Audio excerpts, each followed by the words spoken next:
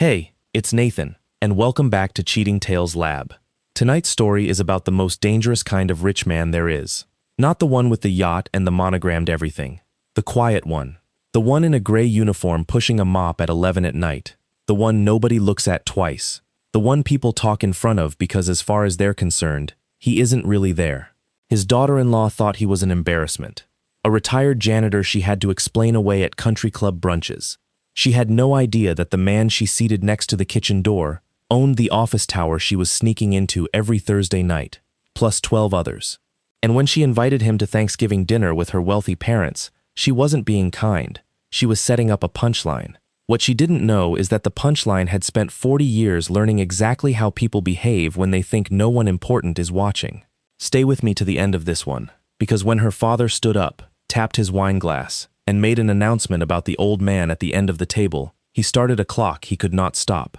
30 seconds. That's all it took. Let's get into it. The lights on the 11th floor of 300 Granite Row went off at 9:40 most nights, and that was usually when Clarence Dutton started his rounds.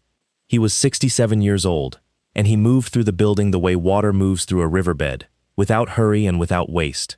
He emptied the bins on 11, wiped the glass on the conference rooms, ran the vacuum in long, straight rows like a man mowing a lawn he was proud of. The gray uniform said Dutton over the pocket, and in 14 years, not one of the tower's 400 office workers had ever asked him what his first name was. That was fine with Clarence. He had learned a long time ago that a janitor is the closest thing the modern world has to an invisible man, and that people will say absolutely anything in front of an invisible man. Traders bragged about cheating on their taxes while he wiped down the break room. Managers rehearsed the lies they would tell their wives, while he changed the paper towels 3 feet away. Herb Nakamura, the night security guard, was the only one in the building who ever really talked to him, and even Herb, who had known him 9 years, knew only half the story. Clarence had started in this exact building in 1979, 19 years old, working the night shift with a mop and a transistor radio. He met Dolores on the 2 a.m. bus home, a night shift cleaner herself, working the medical building across the street. They were married 41 years. It was Dolores who made him take the accounting class at the community college. It was Dolores who sat with him at the kitchen table in 1994, when the market had cratered and the tower's owners were drowning and half of downtown Kentbridge was standing empty, and looked at the numbers with him and said the sentence that changed their lives. Buildings don't lie, Clarence. Only the people in them do.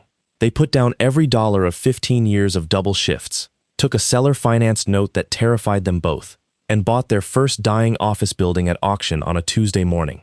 Then they went to work that same night and cleaned it themselves. Nobody in Kentbridge noticed. Nobody in Kentbridge ever noticed. Over 30 years, through a trust with his name buried 3 layers deep, through a quiet company called Granite Row Holdings with a president named Judith Tam who handled every meeting he never appeared at, Clarence Dutton had bought 12 more. Office towers, a medical plaza, the building with the nice cafe on the ground floor and 300 Granite Row itself, the crown of the portfolio, the tower where he had once been 19. Every Tuesday and Thursday night, the richest janitor in the state put on the gray uniform and cleaned his own building. Because he had made Dolores a promise before she died 6 years ago.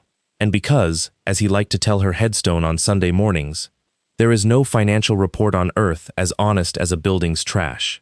His son knew none of it. That was the strange, heavy stone Clarence carried around in his chest. Evan Dutton was 34, taught 8th grade science at Kentbridge Middle School, drove a 9-year-old Honda, and was, in his father's private estimation, the finest thing he and Dolores had ever built. Evan could explain a circuit to a bored 13-year-old until the kid's eyes lit up like the diode did. He spent his own money on lab supplies. He called his father every Sunday and came for breakfast most weeks, and he had never once in his life asked Clarence for $1. That had been Dolores's plan from the beginning. Let the boy build his own spine first, she said. Tell him at 35, when money can't tell him who he is anymore. Then she got sick, and the plan froze where it stood, and Clarence had never found a morning that felt right. So Evan believed what everyone believed. Dad was a retired janitor who still took cleaning shifts because he was too stubborn to sit still. And that belief had a cost, because 3 years ago Evan had married Ainsley Pembroke. Ainsley was beautiful the way a showroom is beautiful, and she had grown up in a world Evan had only seen in magazines. Her father, Lawrence Pembroke, ran Pembroke Commercial Group, the biggest commercial real estate brokerage in the city, a man who wore his success like cologne, loud even when he was standing still. Her mother, Bitsy, chaired galas at the Foxhall Club. When Ainsley brought home a middle school teacher, the family treated it as a phase, a little rebellion to be waited out like weather. And for a while, Ainsley had seemed genuinely happy in the small house with the science teacher. But somewhere in year 2, the tide of her old life started pulling. Her friends had lake houses. She had a husband who got excited about a meteor shower. At dinner parties, Clarence watched his daughter-in-law learn to say the words, "My father-in-law is retired," just a hair too quickly, and he understood exactly what was being trimmed off the sentence. And there was one more wrinkle, one that Clarence found almost funny, in a way he could not share with a living soul. Pembroke Commercial Group held the leasing and management contract for the Granite Row portfolio, all 13 buildings.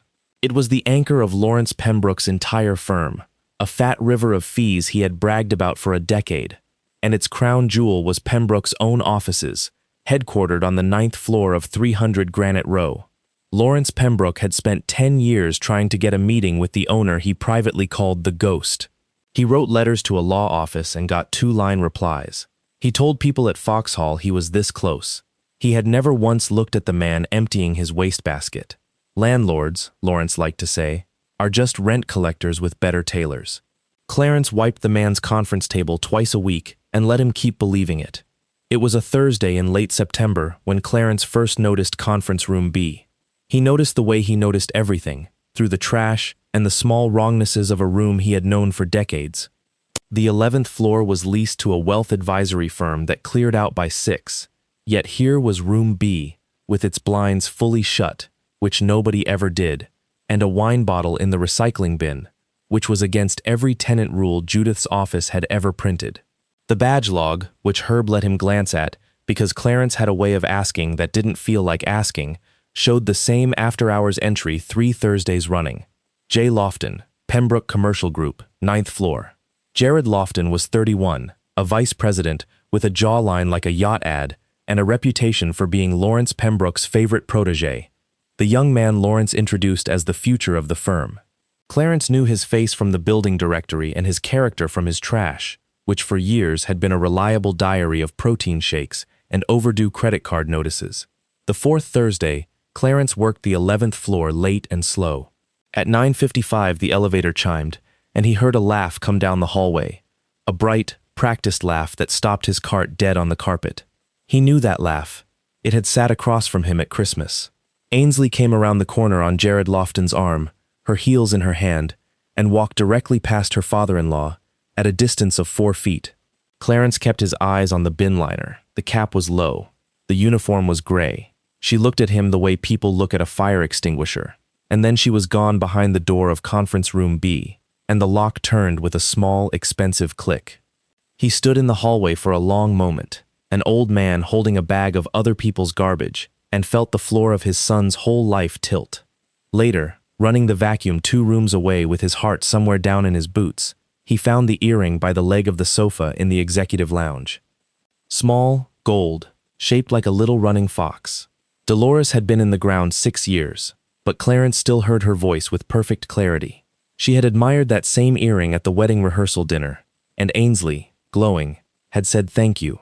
They were Grandmother Pembroke's, the only thing of hers I ever wanted. Clarence sealed it in a sandwich bag from the break room, wrote the date on it in marker, and put it in his cart's side pocket, and rode the last bus home that night without turning on his transistor radio. A younger man would have driven to Evan's house that same night and burned it all down in the driveway. Clarence had not built 13 buildings by being a younger man. He spent that Friday doing what he always did when the ground shook, which was to get very quiet and very organized. He called Saul Abernathy, his lawyer of 30 years, the only man alive besides Judith who knew the whole shape of the Dutton holdings, and said words Saul had never heard from him before. This one's family, Saul. Do it right and do it cold. What followed was slow and legal and immaculate. The garage cameras at 300 Granite Row, which recorded every plate in and out, showed Ainsley's white SUV every Thursday going back 11 weeks, parked in the visitor spots at 9:40, gone by midnight. The lobby log showed her signed in under a name that wasn't hers, in handwriting that absolutely was. The badge records put Jared Lofton on a floor his firm had no business on, 22 separate times. None of it was snooping, Saul confirmed with a certain professional pleasure. Every camera hung in a common area of a building Clarence owned. Every log belonged to his own management company. You didn't spy on anybody, Saul said. Your building simply remembered them, and the building kept remembering, because people keep talking in front of invisible men. Through October, Clarence took every 11th floor Thursday shift himself and pieced together the rest from fragments spoken 20 feet from a man neither of them ever saw. It was worse than an affair. An affair was just a betrayal. This was a plan. Jared was being groomed for partner, and there was an unwritten Pembroke rule, older than Foxhall itself. No scandal. Lawrence's own brother had cost the firm 2 anchor clients with an ugly divorce a decade back, and Lawrence had made his family a promise sealed in granite. Nobody embarrasses this firm again, which meant Ainsley could not simply leave the science teacher for the vice president. The optics were wrong. She was the one who had married down, and if she walked out on a good, dull, faithful man, Foxhall would carve it on her forever. No, for the plan to work, for Jared to get his partnership and Ainsley to get her clean exit and her father's blessing, Evan Dutton could not be left. Evan Dutton had to be the villain. And you cannot imagine, Clarence heard his daughter-in-law say through the cracked door of conference room B, in the fond, easy voice of a woman planning a kitchen renovation, how little it cost to make a nobody look guilty. Her name was Tawny Driscoll, and she was not a villain, which is the only reason the plan had a crack in it. She was 26, an actress the way Kentbridge lets you be one, which is to say she waited tables at the Copper Fern Cafe and did community theater, and had once been in a mattress commercial. Jared found her through a friend of a friend and offered her $2,500 for what he called a harmless favor, a prank on a buddy. Bump into a guy at a teacher's conference hotel. Be friendly. Make sure the hug in the lobby lasts long enough for the camera. Later there would be text messages, written by someone else, sent from a phone she never owned, and her only job was to exist in a way that matched them. The photographs happened on the second Saturday of November, and Evan, being Evan, never even noticed the pretty stranger was steering him under the lobby light, because he spent the entire 90-second encounter helping her pick up a dropped folder of sheet music and recommending a podcast about volcanoes. The plan was set to detonate in January. Ainsley would discover the affair, devastated. She would file first, weeping, wronged, magnificent. There would be an affidavit, already drafted, for Tawny to sign, swearing to 8 months of a relationship that had lasted 90 seconds. Evan would lose the house his father-in-law's money had renovated, his reputation in a school district that does not keep teachers named in that kind of scandal, and any chance of the town believing him ever again. The date was chosen for a reason. Lawrence's contract renewal pitch to Granite Row Holdings, the meeting that would lock in the anchor of his firm for another 10 years, was scheduled for the first week of December.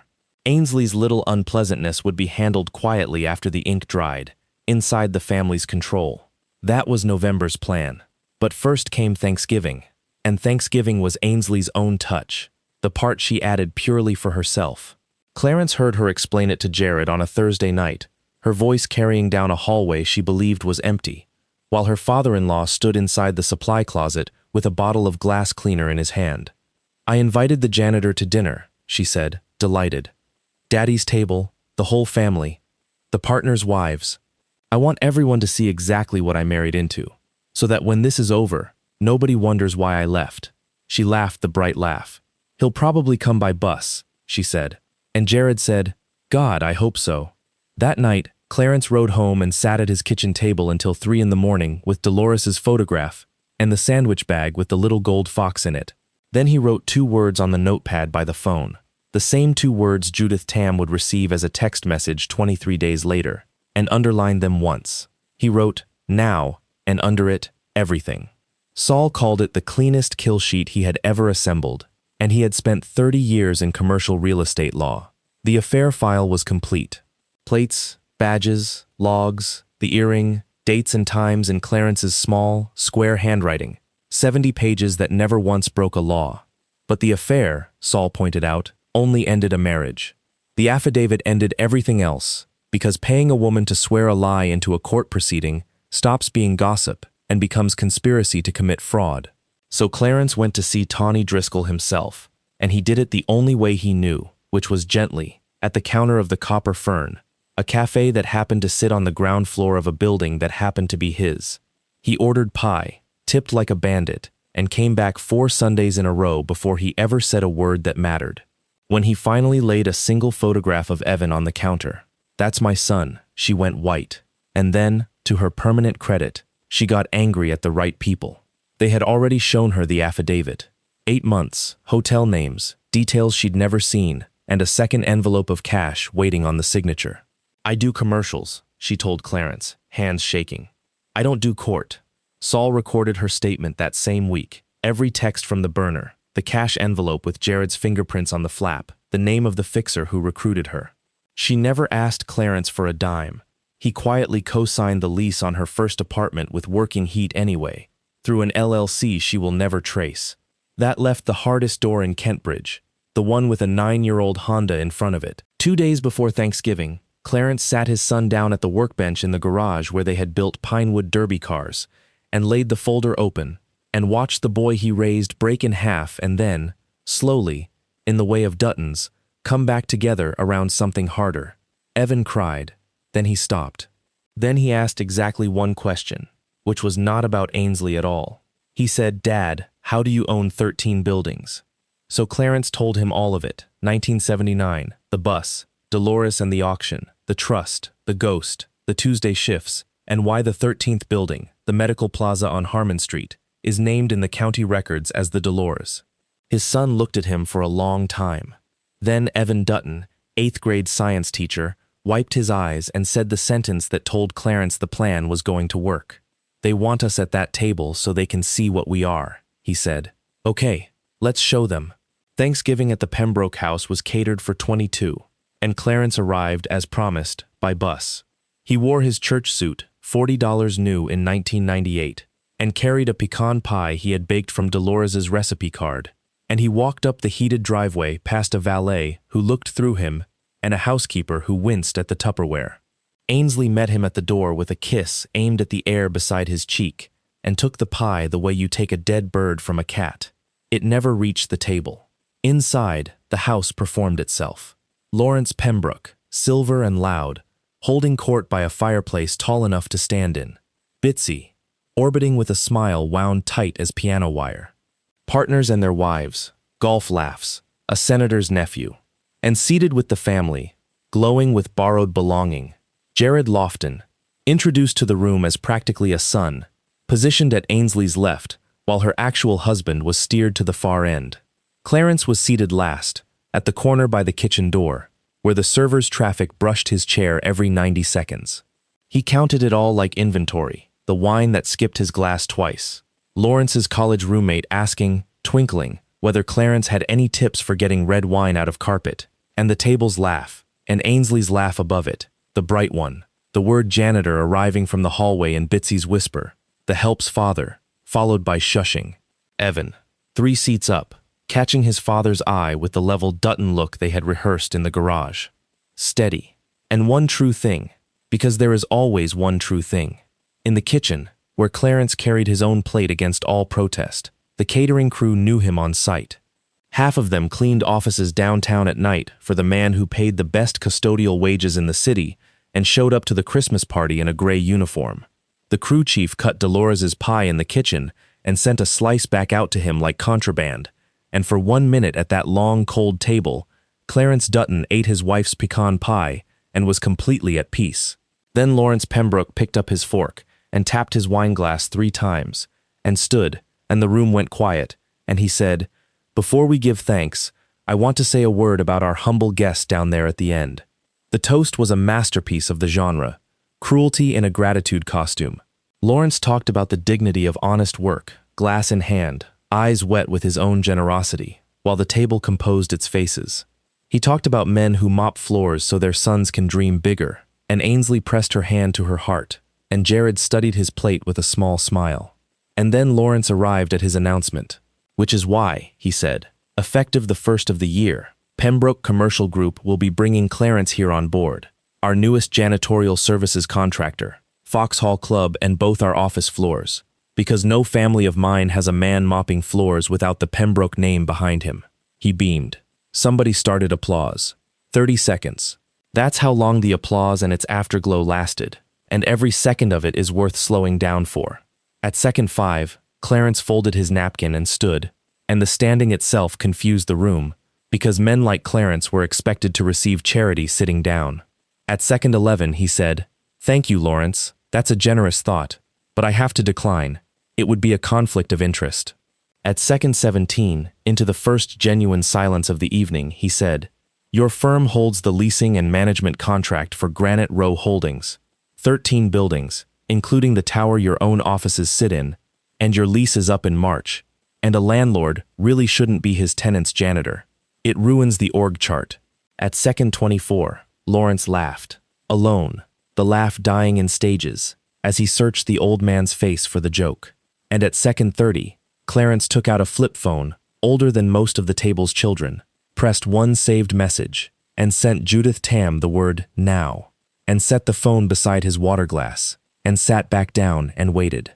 It took 90 more seconds for the world to arrive. It arrived first in the pocket of the firm's general counsel, dining 2 houses over, then in Lawrence's own phone, which he had silenced, then in Jared's, which he had not. Notice of termination, management and leasing services, all 13 properties, for cause, effective immediately. Notice of non-renewal, 9th floor, 300 Granite Row, filed, delivered, certified, at 6:47 p.m. on Thanksgiving Day. Bitsy said, "Lawrence, what is it?" Lawrence was reading his phone with the color leaving his face floor by floor, like a building going dark.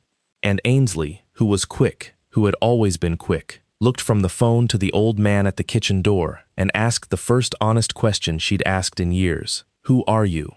Clarence looked at her kindly. Then he took a small plastic sandwich bag from his jacket pocket and slid it down the table, past the candles, until the little gold fox earring stopped in front of her plate. "Conference room B," he said, 11th floor. "You should be more careful with your grandmother's things." What happened after that happened the way an avalanche happens. First one thing, then everything. Evan stood and set a folder beside the earring, and told his wife, in a voice that never rose, that she should sign nothing, agree to nothing, and expect nothing beyond what a judge thinks of paid affidavits. At the word affidavit, Jared Lofton made the mistake of moving toward the door, and Lawrence, phone still in hand, told him to sit down in a voice the whole firm would have recognized. The dominoes fell for weeks. Jared was fired before Monday, sacrificed at dawn in a doomed attempt to save the contract, and when the DA's office took Saul's referral on the affidavit scheme, Jared discovered exactly how fast a mentor's love travels in reverse. Facing charges for conspiracy to commit fraud, he handed over every message, and the messages buried Ainsley, who avoided prosecution only by cooperating, which meant confirming, in writing, that she had planned to frame a faithful man to protect her exit. The divorce took 11 minutes of a judge's attention. She kept her clothes and her car.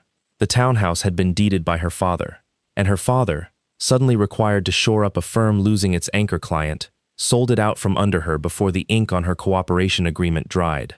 She moved back into her old bedroom at the Pembroke House, where every dinner is quiet now, and at Foxhall, where she had planned to be the wronged wife of the season, she is instead a story the members tell new members, the girl who invited the landlord to Thanksgiving as a joke. Lawrence's firm survived, at half its size, without its board seats, without the river of fees, and Lawrence himself now holds the distinction of being the only man in Kentbridge who ever fired his biggest client at his own dinner table. He requested a meeting with the ghost that December, and got one, and Clarence took it in the janitor's break room at 300 Granite Row, in the gray uniform, and let Lawrence Pembroke sit on a folding chair under a flickering light and understand, at last, exactly who had been holding the mop. He did not destroy him. He didn't need to. He simply declined, politely, to renew anything, ever. Bitsy mailed back the pie plate in the spring, washed, with a handwritten card that said only, it was the best thing on the table, and Clarence believed her. As for the Duttons, in April, Clarence walked his son through all 13 buildings, one by one, ending on the roof of the medical plaza on Harmon Street as the sun went down, and showed him the name in the county records, and told him about the 2 a.m. bus. Evan still teaches 8th grade science. He also sits, one evening a month, in a boardroom where Judith Tam is teaching him what buildings remember. And this fall, the district's custodians' kids will apply for the first Dolores Dutton scholarships. Tawny Driscoll manages the Copper Fern now and never did figure out her landlord. And on Tuesday nights, an old man in a gray uniform still cleans the 11th floor of 300 Granite Row, slowly, in long straight rows, and rides the last bus home, listening to his transistor radio. Because the best intelligence network in any city is the man nobody bothers to see. So let's talk about it, because this story is really only 10% about money. Clarence didn't win because he was rich. He won because for 40 years he paid attention to the one thing everybody else at that table ignored, which is how people behave when they think the room is empty. That's the whole test, honestly. Character isn't what you perform at dinner. It's what you do in front of the janitor, the waitress, the valet, the person who can't advance your career or embarrass you at the club. Ainsley and Lawrence didn't lose because they picked a fight with a millionaire. They lost because they were the kind of people who would humiliate a poor man for sport. And it just so happened that this particular poor man had receipts, a lawyer, and 13 buildings. Here's the part I keep coming back to, though. At any point in 14 years, Clarence could have corrected them. He never did. Quiet people are not weak people, and mistaking silence for smallness is the single most expensive error the loud make. Somebody at your job right now knows everything, and you have never once asked their name. And one more thing, about the cheaters. Because this is Cheating Tales Lab. Notice that the affair itself is not what ended them. It was the frame job, the plan to make a good man wear the villain's jacket so they could keep their reputations. Betrayal breaks a marriage. Manufacturing a lie about an innocent person, that breaks lives. And courts take it personally, and so do I. So treat the invisible people well. Not because one of them might secretly own the building, because that's what decent looks like when nobody's grading it. If this one got you, do me a favor, drop a comment telling me the moment you knew Clarence had them. Subscribe if you're new, and I'll see you in the next one. This is Nathan, signing off.